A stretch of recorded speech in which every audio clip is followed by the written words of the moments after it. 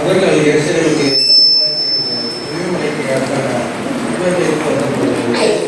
சீசரில் நோக்கி உங்களுக்கு எதிரே இருக்கிற கிராமத்துக்கு போனார்.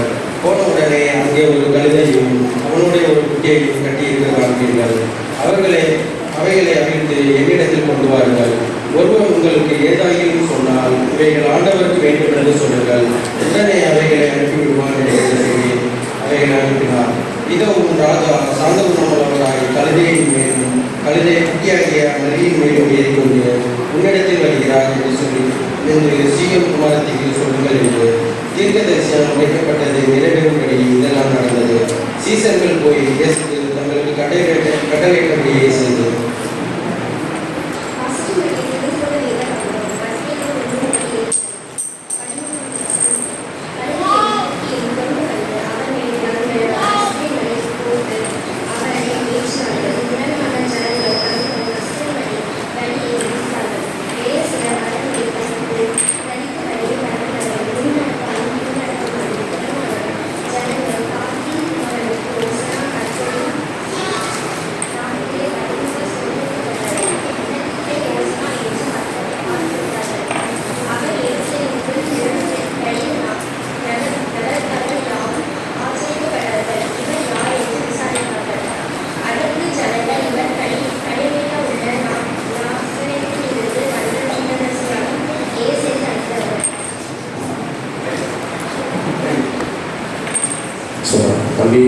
நன்றி தலைவர்கள் மனுஷியாருக்கும் நன்றி தெரிவித்துக்கிறோம். நம்ம ஆளுநர் இதுவரைக்கும் பாடம் எடுத்த எல்லாருக்கும் நன்றி தெரிவித்துக்கிறோம்.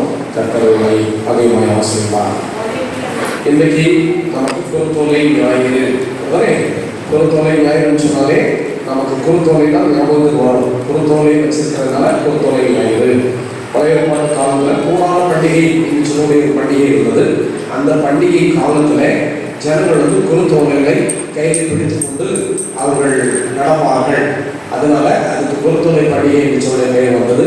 அதுவும் கூட ஓசன்னா என்று சொல்லக்கூடிய அந்த எபிரேய பதத்துக்கு அர்த்தம் வந்து இப்பொழுதே ரட்சியம், அதாவது கர்த்தாவே ரட்சியம் அப்படின்னு சொல்லக்கூடிய ஒரு வார்த்தையும் அடுத்தபடியாக இப்பொழுதே ரட்சியம் அப்படின்னு எல்லாம் சொல்ல பார்க்கலாம். இப்பொழுதே ரட்சியம், இப்பொழுதே உங்களை ரட்சிக்க மாறும் என்று சொல்லக்கூடிய அந்த வேண்டுகளுடைய எபிரேய பதம் தான் என்னது? ஓசன்னா. ஓசன்னான்னு சொல்லுவோம் இல்லை, ஓசன்னா ஓசன்னா. அதிலே வந்து நாம் பார்க்கிற போது இயேசு சுவாமி நகர வீதிகளிலே அவர் போனதுடைய அந்த நோக்கம், நம்ம இன்னைக்கு கூட ஒரு சாட்சி போது நம்ம போயிருப்போம். போயிட்டு வந்தோம்னா நமக்கு அதில் ஒரு இதில் என்ன பயன், அதனுடைய விளைவு என்ன, அதனுடைய நோக்கம் என்ன அப்படின்னு சொல்லி ஒரு படிக்காத ஆள் கூட அதை கவனிப்பாங்க. அப்படிதானே நம்ம கூட கேட்போம், நம்ம போறீங்களா, இதுக்கு அர்த்தம் என்னது, இதுக்கு பயன் என்ன, இதனுடைய நோக்கம் என்ன அப்படின்னு சொல்லி இதனுடைய நோக்கம் என்னவாக இருக்கலாம் சொல்லுங்க பார்க்கலாம். போயிங்களா என்ன திடீர்னு சொல்லலாம். நோக்கம் வேற ஒன்றும் இல்லை, இயேசு ராஜாவாக அவர் அடையாளம் காண்பிக்கப்படுகிறார். ரஷ்யா வாசிக்கும் போது கடைசியாக ஒரு வசனம் வாசிப்பாங்க. என்ன சொன்னாங்க? யார் இவர், எதற்கு இப்படி நடக்கிறது என்று சொல்லி கேட்டபோது இவர் கலிலேயாவில் உள்ள நாசரேத் ஊரில் இருந்து வந்த தீர்க்கதரிசி என்று சொல்லி சொன்னார்கள் என்பதாக சொல்லப்படுகிறது. ஆக ராஜா என்று சொல்லக்கூடிய ஒரு வாக்கியம் அவருக்கு மிகவும் பொருத்தமானதாக இருக்கிறது. அவர் மெய்யாகவே யூதருக்கு இஸ்ரவேல் ஜனங்களுக்கு ராஜாவாக இருக்கிறார். இப்பொழுது உள்ள எலெக்ஷனுக்காக நம்ம சரணபடியமா கருத்தா ஜெபிச்சாங்க. எங்களுக்கு பரலோகத்திலிருந்து ஒரு நல்ல ஒரு ராஜாவா நீங்க ஏற்படுத்தி தரணும், அதுக்காக நாங்கள் ஜெபிக்கிறோம்னு சொல்லி அருமையாக ஜெபிச்சாங்க. ஒவ்வொருத்தரும் ஜெபிக்கும் போதும் இந்த நாட்கள் எலெக்ஷனுக்காக கொடுக்கலாம் ஜெபிக்கிறத நம்ம பார்க்க முடியும். எல்லாருமே இப்போ எலெக்ஷன்ல இருந்து ஒவ்வொரு கட்சிக்காரர்களும் எல்லா கட்சிக்காரர்களும் இருக்கிறனால ஒரு கட்சி சாய்ந்து நம்ம பேச முடியாது. ஒரு பொதுவாக இருக்கிறனால எப்படி இருந்தாலும் அப்படி அவங்க எல்லாருக்குமே தான் ஒரு ராஜாவாக இருக்கணும் அல்லது ஒரு நாட்டினுடைய முதல் மந்திரியா இருக்கணுங்கிறது குறித்து ஒரு ஆர்வம் அப்படியாக இருக்கிறத நம்ம பார்க்க முடியும். ஸோ இது வந்து உலகிய ராஜா. ஆனால் நம்முடைய ஆண்டவராகிய கர்த்தர் நம்முடைய ஜனங்களுடைய அவர் மொத்தத்துக்கும் ஆன்மீகத்தினுடைய ஒரு ராஜாவாக இருக்கிறார். உலகிய ராஜ்யம் அழிந்து போகும். உலகிய ராஜா இப்போ இந்திய தேசம் அல்லது எல்லா தேசங்களும் இந்திய ராஜாக்கள் வந்து 5 வருடங்கள் தான் இருக்கிறாங்க. 5 வருடம் முடிஞ்சோட வேற ஒரு ராஜா அப்படின்னு சொல்லி ஒவ்வொருத்தரையும் ஒரு பேர்களை மாற்றி வருகிறத பார்த்தாலும் நம்முடைய ஆண்டவர் வந்து நித்திய ராஜாவாக அவர் இருக்கிறார். இயேசுவை ராஜாவாக அடையாளம் காண்பிக்கப்பட வேண்டும், எல்லாராலும் ஏற்றுக்கொள்ளப்பட வேண்டும், அது நம்பப்பட வேண்டும். அவர் வந்து ராஜா என்று சொல்லி அறிக்கை பண்ணப்பட வேண்டும். அதனால்தான் நீங்க எப்பொழுதும் ராஜான்னு சொன்னோடைய வார்த்தை வந்துச்சுன்னு சொன்னா அதை ரொம்ப முக்கியமா நீங்க அதை கவனிச்சு அதை நீங்க அக்கறையோட பாட வேண்டும். அந்த பாடல்கள் ராஜான்னு சொல்லக்கூடிய பாடல்கள் நிச்சயம் எங்கள் பாடல்கள். நியாயாதிபதி இயேசுவை இந்த நாட்டில் அவர் நமக்காக பரிந்து பேசுகிற ஒரு லாயர் லா அப்படின்னு சொல்லி அதை படித்தவங்க லாயர் அப்படின்னு சொல்லி லாயர் யாரு நமக்காக பரிந்து பேச முடியும் அதுதானே சொல்றாங்க. ஆனால் நியாயத்திற்கு வரும்போது அவர் நீதிபதியாக மாறிவிடுவார். அப்பொழுது பட்சபாதம் என்ன செய்ய மாட்டார், அவர் பார்க்கவே மாட்டார். ஆனால் நம்முடைய ஆண்டவராகிய இயேசு கிறிஸ்து நீதியுள்ள நியாயாதிபதி. அவர் நியாயத்தை மட்டும் தான் பேசுவார், நியாயத்தை புரட்ட மாட்டார். நல்லவனுக்கு கெட்டவனுக்கு எல்லாருக்கும் ஒரே வகையான நீதி தான். சொந்தக்காரன் நல்லக்காரனுக்கு எல்லாருக்கும் ஒரே நீதியுள்ள ராஜா. நீங்கள் சொல்ற வாசிக்க பார்க்கலாம். ஏசாயா எழுதின தீர்க்கதரிசன புத்தகம் 32வது அதிகாரம் 1வது வசனம். இதோ ஒரு ராஜா நீதியாக அரசாளுவார்.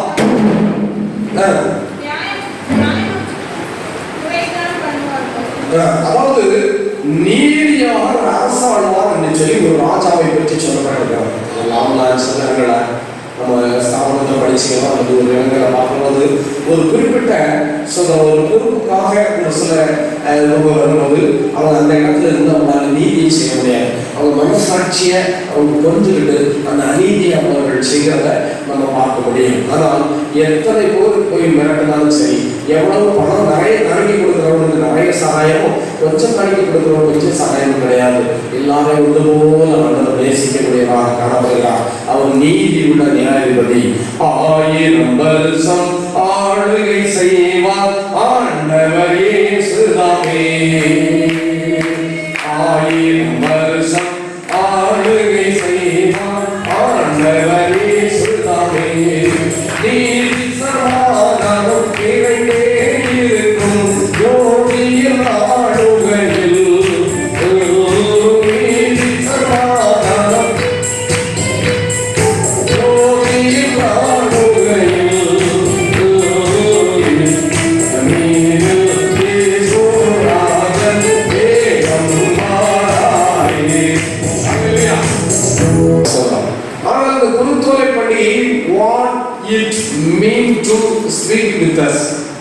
நம்மோடு கூட அதை சொல்ல விரும்புகிற காரியம் என்ன என்று சொன்னால், இயேசுவை ராஜாவாக அடையாளப்படுத்து, இயேசுவை ராஜாவாக கற்பனை செய்து பார், இயேசுவை ராஜாவாக அறிவி, அவர் ராஜா என்று சொல்லு என்று சொல்லி நாம் பார்ப்போம். இப்போ நம்முடைய ராஜாவாகிய ஆண்டவராகிய இயேசு கிறிஸ்துவுக்கு கொடுக்கக்கூடிய கனத்தை நம்ம தவறவிட்டுகிறோம்.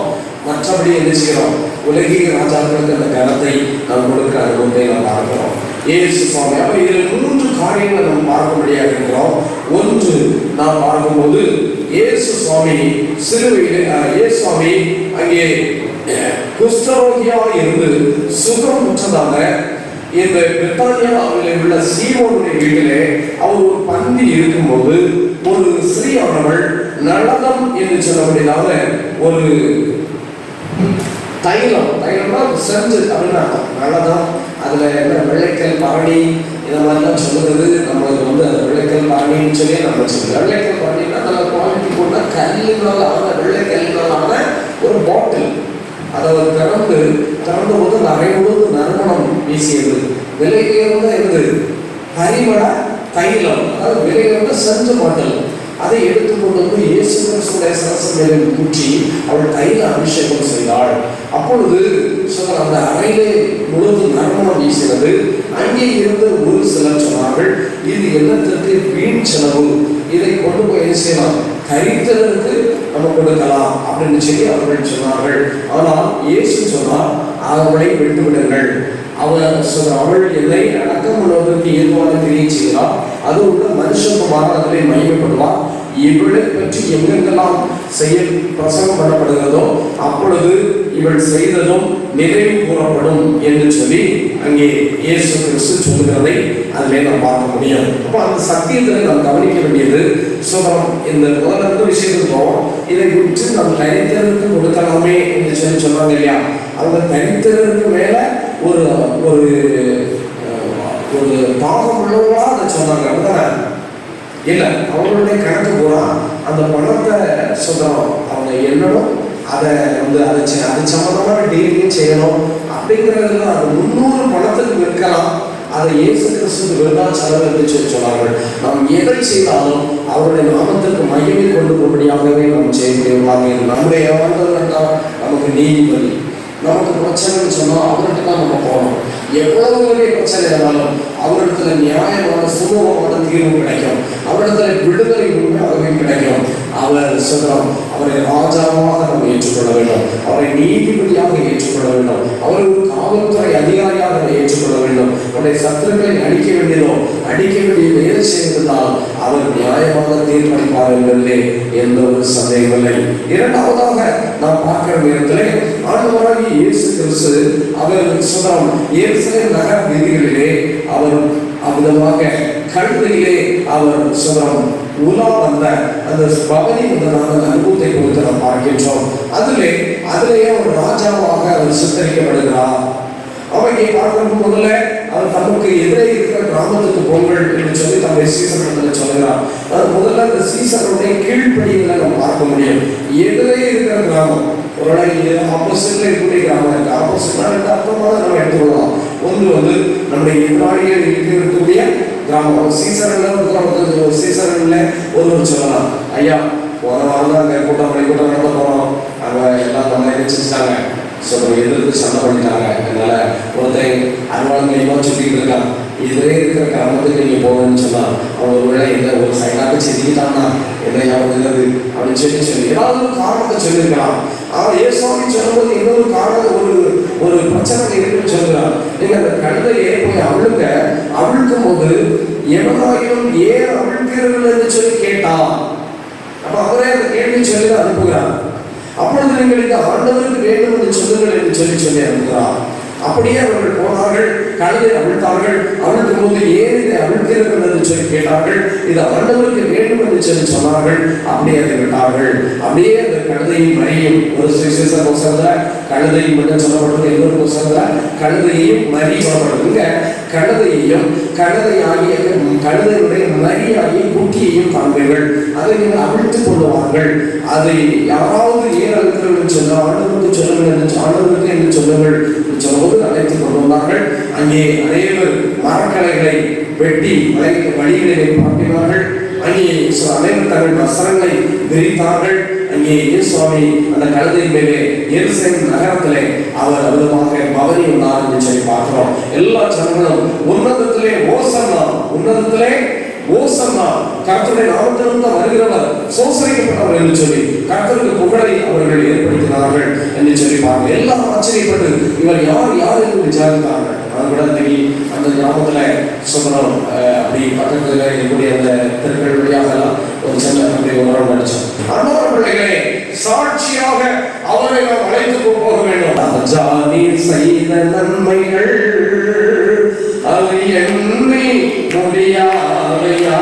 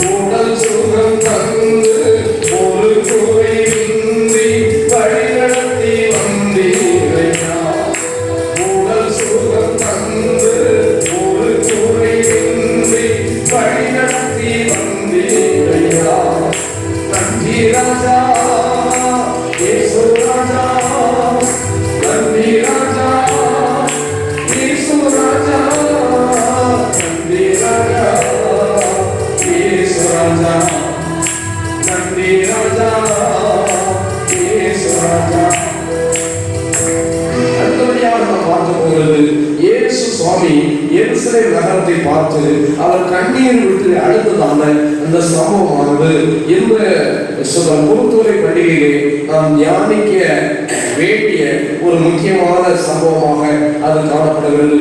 லூக்கா எழுதின சுவிசேஷத்திலே 13வது அதிகாரத்திலே நாம் பார்க்கிறோம். அதிலே 34வது வசனத்திலே 13:34 எருசலேமே எருசலேமே தீர்க்கதரிசிகளை கொலை செய்து உன்னிடத்தில் அனுப்பப்பட்டவர்களை கல் எறிகிறவர்களே, கோழி தன் குஞ்சுகளை தன் சிறையின் கீழே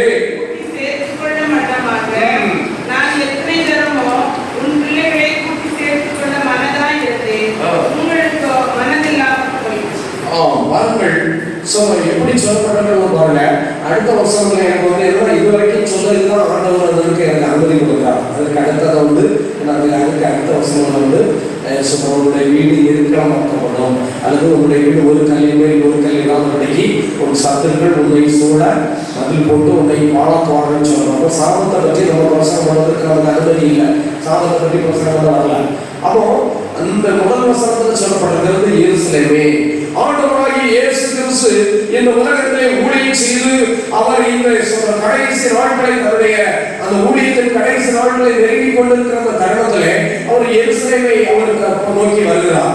எருசலேமுக்கு எத்தனை முறை வந்திருக்கிறார்? எருசலேமுக்கு முதல் முறையாக ஒரு முறை வந்ததாக நம்ம தியானிக்கிறோம். எதாவது அதிகாரத்தில் இருக்கு. லூக்கா 2வது அதிகாரத்தில் இருக்கிறது. அதுவே 2வது அதிகாரத்தில் கடைசி பார்க்கும்போது 52வது வசனத்தில் என்ன சொல்லப்பட்டிருக்கிறது? சொல்றான், நான் என் பிதாவிற்கு அடுத்த வழியில் இருக்க வேண்டியது இல்லையா என்று சொல்லி கேட்கிறான். அவர் பஸ்கா பண்டிகை, இப்பொழுதும் அவர் பஸ்கா பண்டிகைக்காக தான் அங்கே போயிருக்கிறார். அங்கே போயிருக்கிற நேரத்திலே எருசலேமை பார்த்து ஆண்டவராகிய இயேசு கிறிஸ்து அவர் கண்ணீர் விட்டு அழுதார். எதற்காக அழுதார் அப்படின்னு சொல்லப்போ நாம் தியானித்து பார்க்கும்போது 2 முக்கியமான காரியத்தை நம்ம அதில் பார்க்க முடியும். ஒன்று, அவர் எருசலேமே எருசலேமே தீர்க்கதரிசிகள் உன்னிடத்திலே அனுப்பப்பட்ட தீர்க்கதரிசிகளை கொலை செய்கிறவர்களே என்று சொல்லி சொல்லப்பட்டிருக்கிறது. தீர்க்கதரிசிகளை கொலை செய்கிற எருசலேமாக இருக்கிறது என்று சொல்லி எருசலேம் நகரத்தை பார்த்து அவர் குற்றம் சாட்டுகிறார்.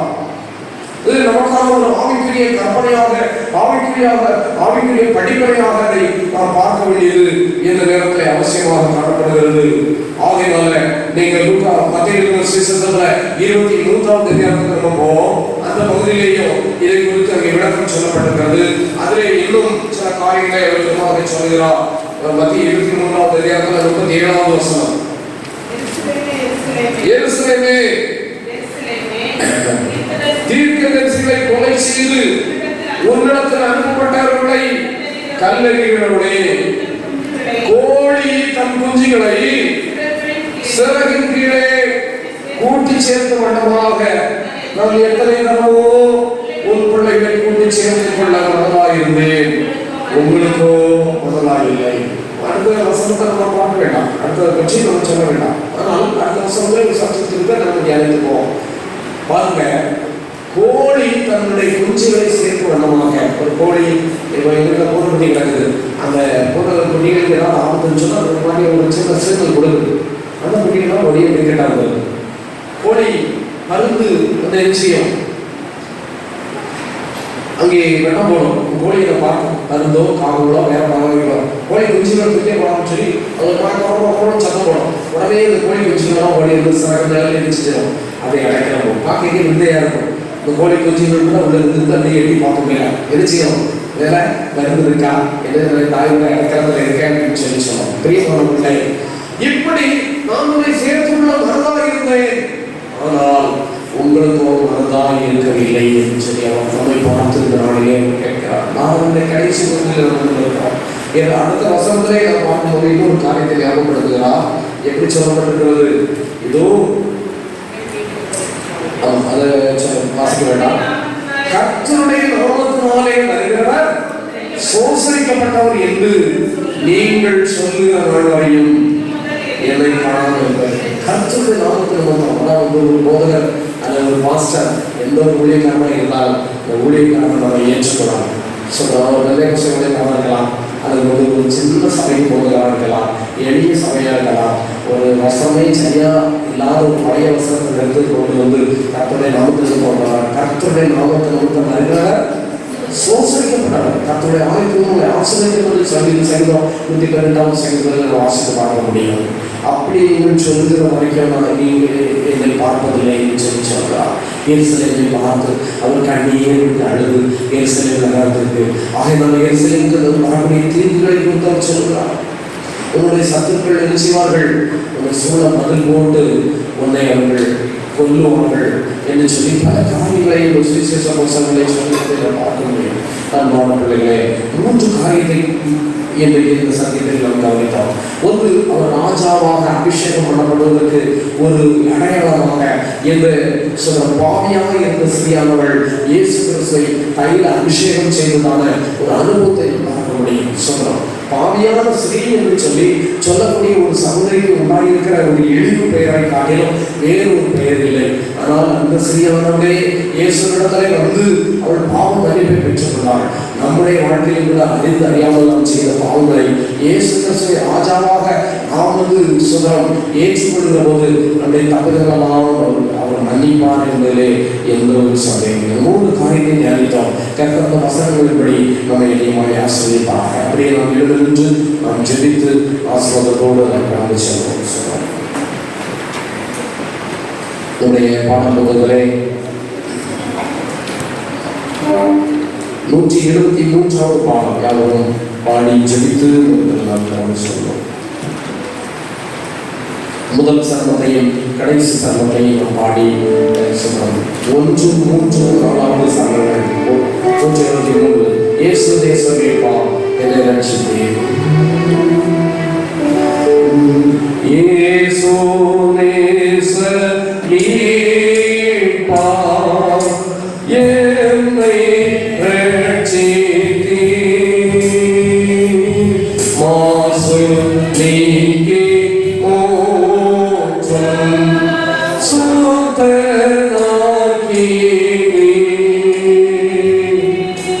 என்ன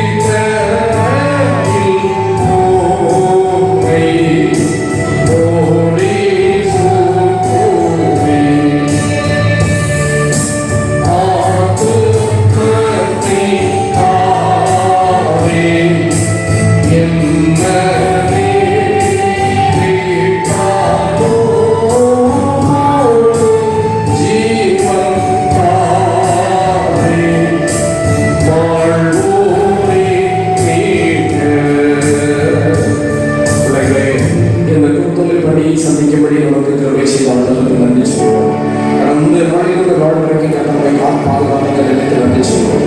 வருடமும் நம்மை காத்துக் கொள்ளும்படியாக நாம் ஜெபிப்போம். இந்த பரிசுத்த வார்த்தையை நம்மை ஆசீர்வதிக்கும்படியாக நாம் ஜெபிப்போம். உயிர்த்தெழுதல் படி நமக்கு ஆசீர்வதித்து தரும்படியாக நாம் ஜெபிப்போம். சொல்றோம், நம்முடைய குடும்ப சூழ்நிலை பல வகையான சூழ்நிலைகளில் கடந்து வந்திருக்கலாம். கர்த்தருடைய சூழ்நிலையில் நமக்கு ஆசீர்வாதம் தரும்படியாக கர்த்தருடைய ஜெபிங்கள். என்ன பிரச்சனையினால் கர்த்தருடைய சமுதாயம் எடுத்து சொல்லுங்கள். வியாதியை குறித்து சொல்லுங்கள். கடன் சூழ்நிலை குறித்து சொல்லுங்கள். வீட்டில் நடக்கிற சண்டை சச்சரவை குறித்து சொல்லுங்கள். எங்களை நேசிக்கிற பரிசுத்த ஆண்டவரே, நாளிலே எங்களுடைய திருச்சபைக்காக நாங்கள் ஜெபிக்கிறோம். திருச்சபையினுடைய ஊழியர்களுக்காக, திருச்சபை அங்கங்களுக்காக நாங்கள் ஜெபிக்கிறோம். வெளியூரில் இருக்கிற பிள்ளைகளுக்காக நாங்கள் ஜெபிக்கிறோம். படிக்கிறவர்களுக்கு ஞாபகங்களே +2 பிள்ளைகள் சேர்ந்திருக்கிறார்கள். +1 பிள்ளைகளுக்கு வேற ஞாபகங்களை கொடுக்க முடியாமல் நாங்கள் ஜெபிக்கிறோம். நல்ல ஜெயத்தை வெற்றியை கொடுக்க முடியாது ஜெபிக்கிறோம். புதிய கல்வி அட்மிஷனுக்காக ஆயத்தமாகிற பிள்ளைகளுக்கு இந்த கிருபையை கிட்டேடும். விசேஷ கோச்சிங் கிளாஸில் ஈடுபடுகிற பிள்ளைகளுக்கு இந்த அதிசயங்கள் நடப்பலாம். சொல்லணும், திருமணத்துக்காக ஜெபிக்கிற பிள்ளைகள், அன்னோருக்கு அப்பமாக இருக்கிற பிள்ளைகள், குழந்தை பாக்கியத்துக்காக வேண்டிக் கொடுக்கிற பிள்ளைகளுக்காக நாங்கள் ஜெபிக்கிறோம். அந்த மகள் எளியுடைய குழந்தை பலகீனத்தோடு ஆஸ்பத்திரி இருக்கிறது. கர்த்தருடைய சுகத்தை கருத்தை கொடுக்க முடியாமல் நாங்கள் ஜெபிக்கிறோம். இந்த வாரத்தில் வெளியூர்களுக்கு பயணமாக பிள்ளைகள், வெளியூர்கள் வெளிநாடுகளில் நம்முடைய கிராமத்துக்கு பயணப்பட்ட பிள்ளைகளுடைய பயணங்களை கட்ட வாய்ப்பு செய்கிறார்.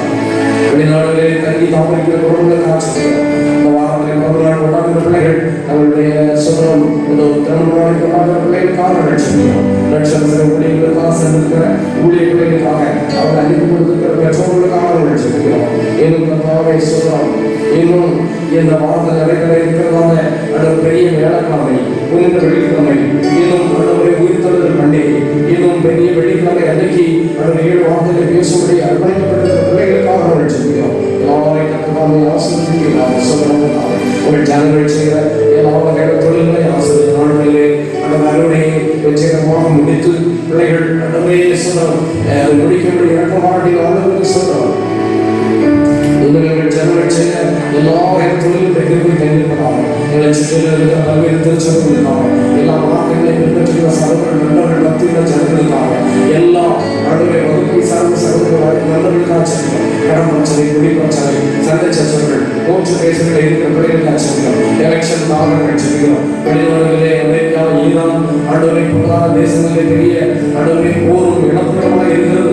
அங்கே குடியிருக்கிற எங்கள் ஜனங்கள், அவர்கள் தேச ஜனங்களுக்காக செல்கிறோம். போரை நடத்துகிறதான தேச தலைவர்கள் உள்ளத்தை கற்று கிரியை செய்து போரை நிறுத்தும்படியாக நாங்கள் ஜெபிக்கிறோம்.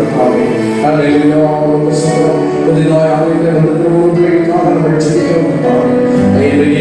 சகோதரே, அந்த மகள் கலைஞர்கள் ரஷ்யாவுக்காக ஜெபிக்கிறோம். உங்களுடைய வாலிபராயத்திற்காக ஜெபிக்கிறோம். ஆசீர்வதிக்கிறார். இருக்கிற ஒவ்வொரு பிள்ளைகளை நாங்கள் நினைத்து பார்க்கிறோம். ஆண்டவரை பாத்திமாவுக்காக நாங்கள் ஜெபிக்கிறோம். ஆண்டவரை இயேசுவுக்காக நாங்கள் ஜெபிக்கிறோம். ஆண்டவரை சாரதாமையாருக்காக நாங்கள் ஜெபிக்கிறோம். மேலும் யார் யார் பலவீனத்தோடு காணப்படுகிறார்களோ ஒவ்வொரு பிள்ளைகளுடைய பலவீனங்களுக்கும் பரிபூர்ண சுவசத்தை கொடுக்கிறோம்.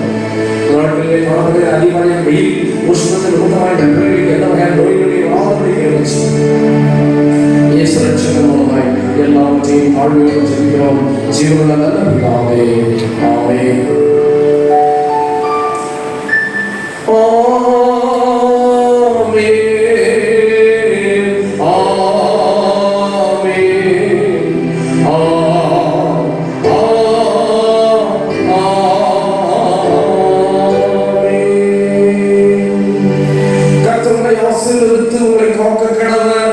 கர்த்தர் தம்முடைய முகத்தை உங்கள் மேல் பிரகாசிக்க பண்ணி உங்கள் மேல் கிருபையாய் இருக்க கடவர்.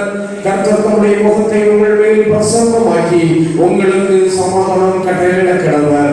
இப்பொழுது நம்முடைய இரட்சகராகிய இயேசு கிறிஸ்துவின் கிருபையும் பிதாவாகிய கடவுளின் அன்பும் பரிசுத்த ஆவியானவருடைய ஐக்கியமும் சதீரம் வழி நடத்துதலும் இப்பொழுது சதா காலமும் நம்மளோடு தங்கியிருப்பதாக.